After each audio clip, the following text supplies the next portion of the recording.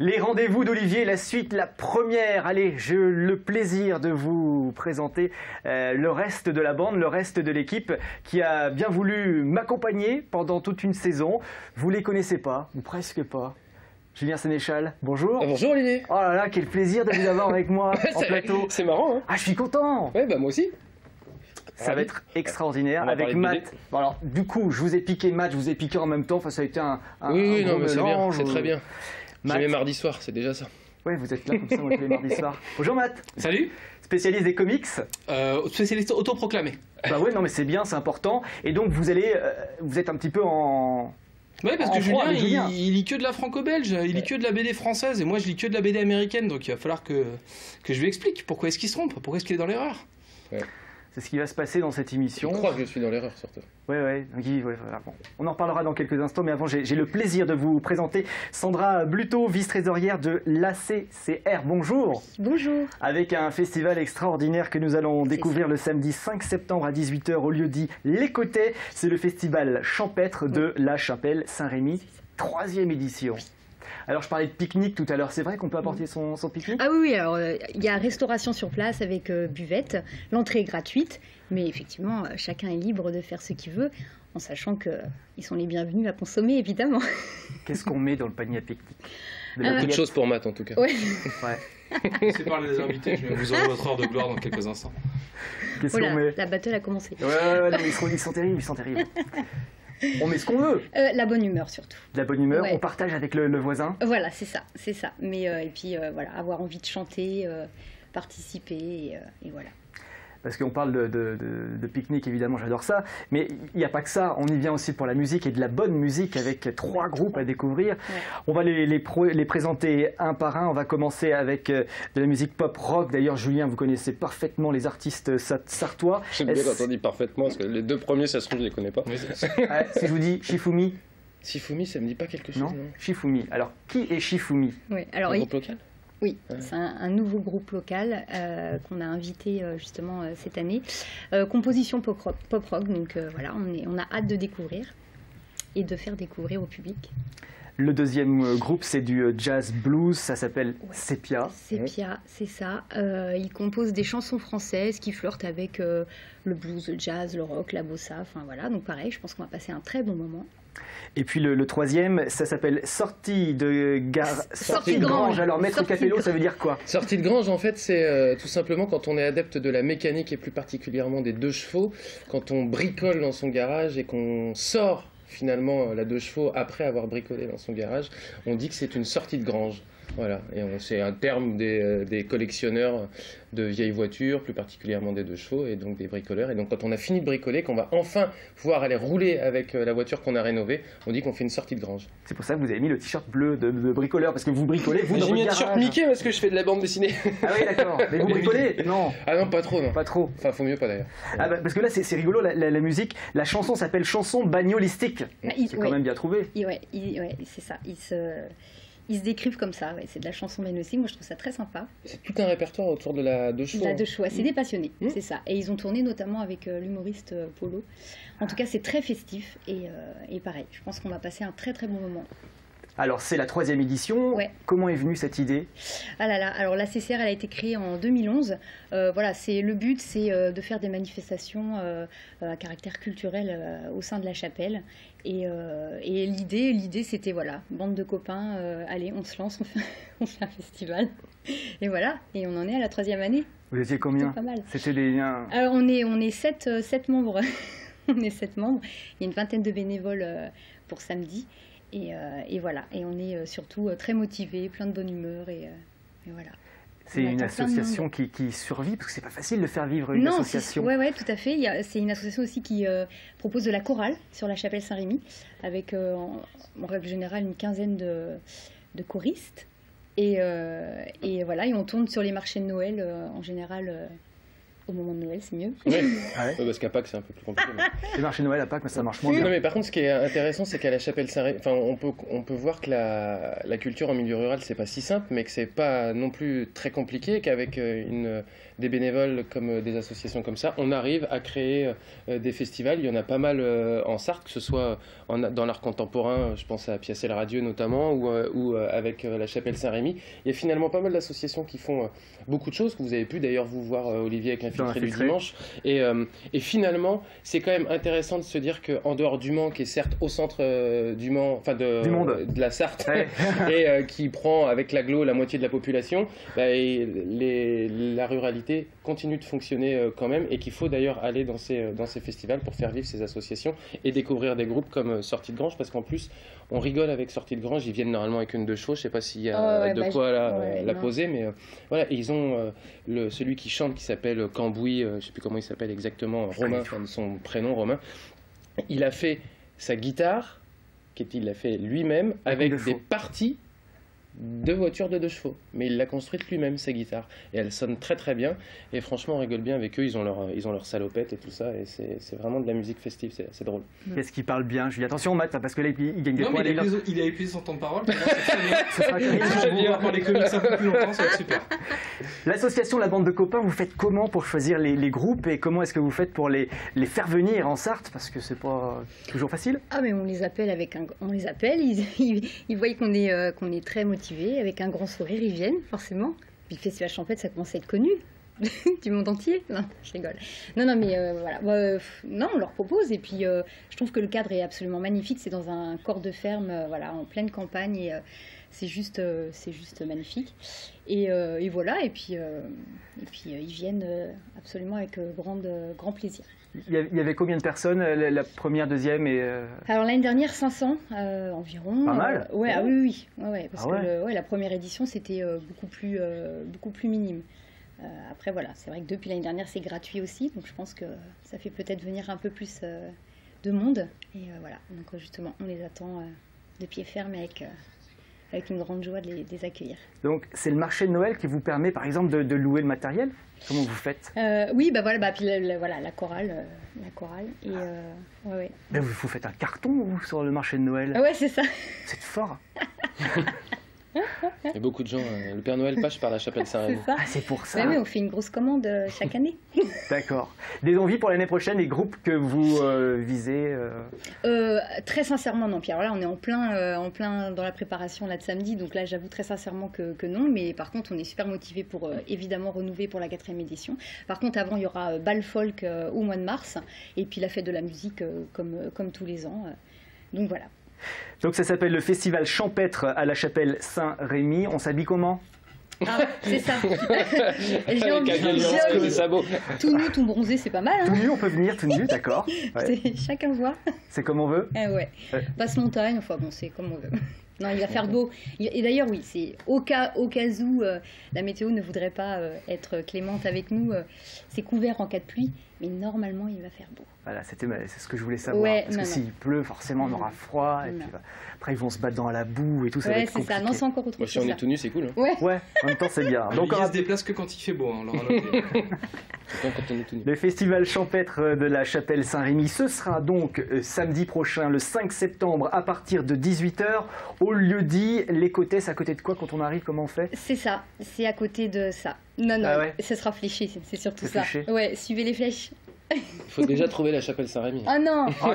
Mais non, mais si. Ça, c'est pas sympa. Les coordonnées non. GPS s'affichent en bas de votre écran. Non, Vous puissiez, c'est à ouais, côté de utiliser. Bonnétable, Lombron, Conneré. Ah non, c'est Nord, connu Sarthe. la chapelle. À côté de Tuffet. C'est ça. Ah ben voilà. GPS dans la tête maintenant. Bah, Votre oui, oreille était un peu forte, on l'a entendu d'ici par contre. Olivier. Fais Fallait attention. pas le dire, ça fallait pas le dire.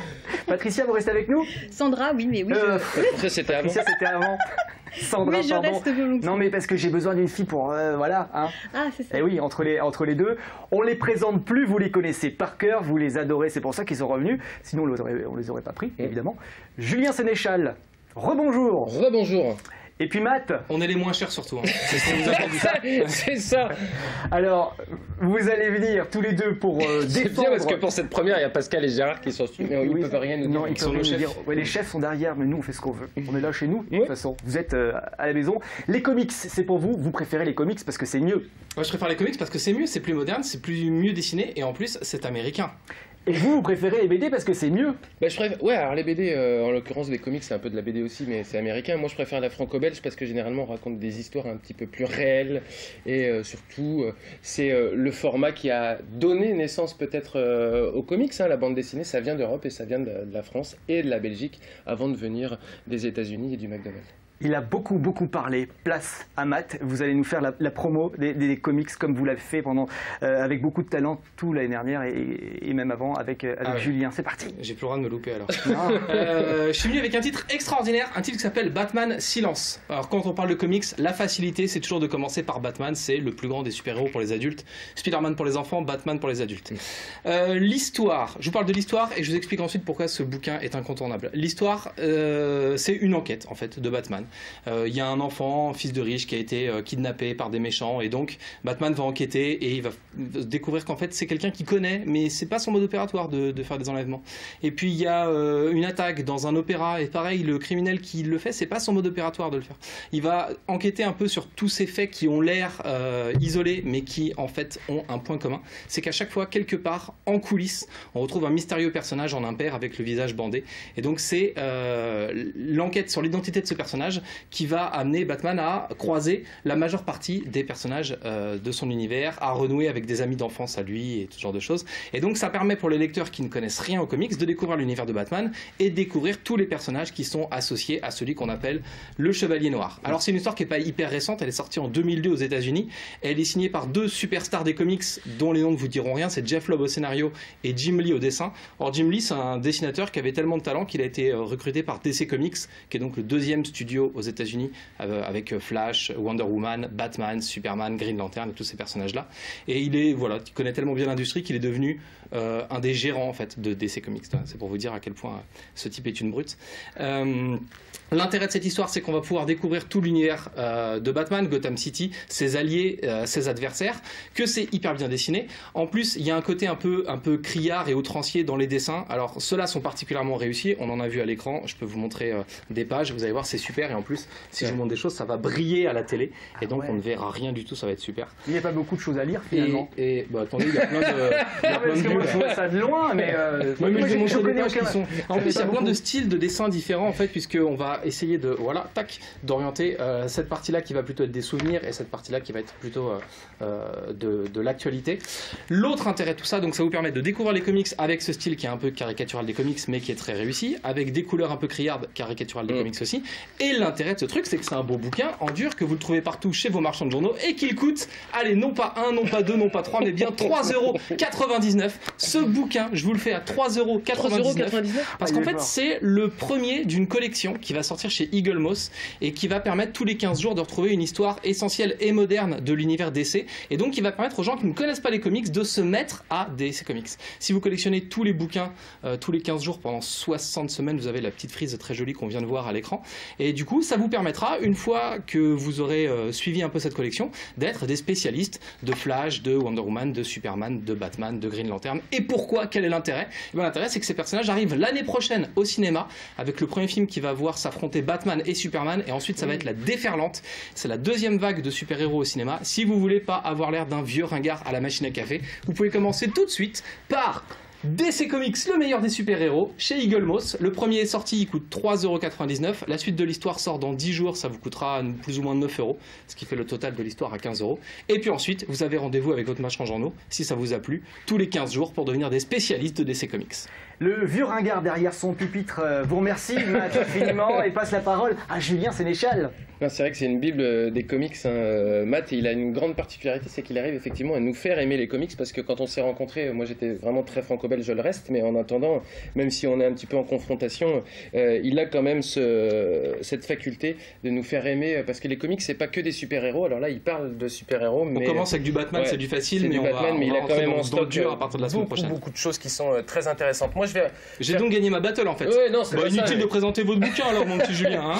Moi je vais parler peut-être c'était la rentrée hein, aujourd'hui. Oui, et vous avez rencontré du beau monde. Oui, j'ai rencontré du beau monde hier, mais effectivement c'était la rentrée pour tous les élèves aujourd'hui. Et puis c'était la rentrée un petit peu peut-être de l'élève, ou en tout cas du gamin le plus célèbre de la bande dessinée franco-belge, qui est Titeuf, notre ami Titeuf, ce personnage créé par Zep il y a 23 ans. C'est le tome 14 qui est sorti, qui s'appelle Bienvenue en adolescence. Et effectivement, la librairie Bulle a fait partie des lieux où Zep est venu pour dédicacer et présenter ce tome 14 Bienvenue en adolescence. Juste pour faire une petite explication, il y a 4 librairies en France qui ont la chance d'accueillir Zep pour la sortie de ce tome 14, et on en a une au Mans. Il a commencé d'ailleurs par le Mans. Il y avait tous les pontes de l'édition Glénat qui étaient là hier pour venir à cette rencontre. C'était particulièrement intéressant, et Zep a présenté cette édition, enfin ce tome 14 de Titeuf, en répondant à ses lecteurs en dessin.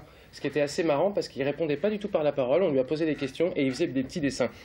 Titeuf, c'est... Il parle pas notre langue, il est suisse en même temps. Oui, ouais, c'est ça. Ouais, mais ça tombe bien, je pense, parce que 23 ans d'existence pour Titeuf, plus de 20 millions d'albums vendus. Faut savoir que le 3e album de Titeuf, on ne savait toujours pas si ça allait marcher, et après ça a explosé. 20 millions d'albums vendus, un film sorti en 2011, une série sur France 3 qui va repartir, je crois, pour la 4e saison. C'est vraiment, entre guillemets, le blockbuster de la série. Le tome 14 est sorti chez Glénat, et Titeuf grandit. Depuis 23 ans, il restait le môme dans sa cour d'école avec ses copains qui se prenaient des râteaux par les filles. Et puis là, il grandit, bienvenue en adolescence. Alors on se dit, bah mince, comment on va faire? Est-ce que nous, on grandit un petit peu aussi? Est-ce que Zep grandit aussi, même s'il a 48 ans aujourd'hui? Et puis, avec cet album-là, il n'est pas encore adolescent, mais il veut le devenir. Alors il n'a pas tous les codes, Titeuf, il faut qu'il ait du poil dans le slip, il faut qu'il ait un petit peu de poil au menton, il veut des boutons, enfin il a que des rapports un peu physiques avec l'adolescence qu'il comprend pas du tout. Et on va le voir grandir au fil d'une histoire qui est un petit peu plus longue, finalement, que d'habitude. C'était plutôt des sketchs, on verra tout à l'heure avec Zep. Et puis ce qui est intéressant dans cette bande dessinée, c'est qu'on le voit grandir avec ses amis, ses copains, et puis pendant ces 48 pages, on n'a que ses copains, ses copines, et puis d'un coup, pendant 2 pages, on a ses parents. Alors je ne sais pas comment vous avez vécu l'adolescence, Olivier, est-ce que c'était un traumatisme ou pas? Non, plutôt bien, plutôt bien. Comment vous la vivez, votre adolescence, Matt? Moi j'ai toujours pas fini, donc je suis un peu comme Zep, moi ça fait 23 ans que ça dure. Et donc on a demandé à Zep pourquoi sur ces 48 pages, finalement au moment peut-être du moment le plus grave de la bande dessinée et de l'histoire, il remettait les parents, est-ce que c'était eux les aiguilleurs finalement de nos vies quand on passait de l'âge de l'enfant à l'adolescence? Je vous propose d'écouter la réponse de Zep. J'ai mis la maman à ce moment-là parce que c'est peut-être le dernier moment où elle a ce rôle-là. Je pense qu'après, quand on est à l'adolescence, effectivement, le lien avec les parents, il change complètement.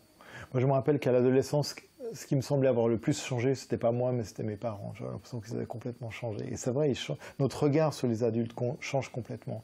Et Titeuf, il a encore un moment où ce que disent ses parents, il peut le recevoir, il peut vraiment l'aider. Après, on part, on est ailleurs. Quelle belle rencontre. Ouais, une belle rencontre avec Zep, qui est vraiment quelqu'un de très humble, malgré le succès que peut avoir Titeuf. Alors justement, je vous disais que par rapport aux autres albums de Titeuf, là, il avait décidé de traiter ce Bienvenue en adolescence d'une manière un petit peu longue, et justement, il nous explique pourquoi il a choisi, par rapport à ce qu'il faisait avant, de traiter cette histoire d'une manière un peu plus longue que d'habitude. Oui, c'est vraiment le thème qui a décidé du format, en fait. Comme c'est une quête de l'adolescence, une quête, ça mérite d'avoir plus de place que du gag en une page, qui a un rythme qui est quand même assez strict, où on est obligé d'écraser beaucoup de choses. Alors ce qui est bien, c'est que c'est un rythme qui est très lié à l'enfance, parce que ça permet de passer à chaque page à un autre sujet, ce qui est assez le propre de cet âge-là, où on va passer de sujets extrêmement importants, philosophiques, métaphysiques, à des choses complètement potaches. Mais là, quand même, l'adolescence, ça méritait d'avoir de la place, et puis aussi pour donner plus de place à des personnages secondaires, justement comme la maman, ou comme les filles, ou comme Manu aussi, qui tout d'un coup deviennent des acteurs plus importants dans cette histoire. Alors Manu, c'est le meilleur copain de Titeuf. Très rapidement, Olivier, je vous invite à découvrir Titeuf, et en tout cas ce tome 14. C'est pas que pour les enfants, vraiment, c'est aussi pour les adultes. On prend un bonheur fou, on se replonge aussi dans notre adolescence, et on a hâte d'ailleurs de le voir grandir, ce Titeuf, par la suite. Merci infiniment, Julien. C'était la première battle de l'histoire des rendez-vous d'Olivier. Je vais prendre Sandra. en juge? C'est-à-dire Oh là, Parce que du coup, j'ai eu il peur. y a une battle, donc forcément il y a un gagnant. Alors, Ah, on juge. Sandra, Oh là là. vous repartez avec lequel des Ah, deux c'est ce soir? ça. Ah, c'était pas Je prévu connais ça. bien votre mari. Ouais, c'est ça. Non, moi je repartirais bien avec les deux, ils m'ont l'air bien intéressants. tous les deux. ben, voilà. J'ai mon bon d'abonnement à la collection si vous voulez, qu'elle a, je peux vous le laisser si ça vous intéresse pour découvrir les Très comics rapidement, DC. je remercie la librairie Bulle en tout cas pour l'entretien qu'on a pu avoir avec Zep. Et merci vraiment à tous les deux d'être là. De continuer, mardi prochain, je compte sur vous. Ouais. Nouvelle battle. Ouais. Ah, on continue comme ça. Et je gagnerai à nouveau. Eh ben, il n'y a pas de souci. Merci infiniment Sandra Bluteau. On se retrouve Merci donc, à je vous. rappelle rapidement, le festival de la champêtre de la Châtelle-Saint-Rémy. C'est samedi prochain, c'est à 18h. On s'assoit, on vient avec un pique-nique, on écoute de super groupes de rock et on s'amuse. Merci à tous, merci à vous d'avoir suivi cette toute première des rendez-vous d'Olivier. On se donne rendez-vous mardi prochain, bien sûr à partir de 19h. Ça va mal finir. Merci de votre fidélité, à très vite.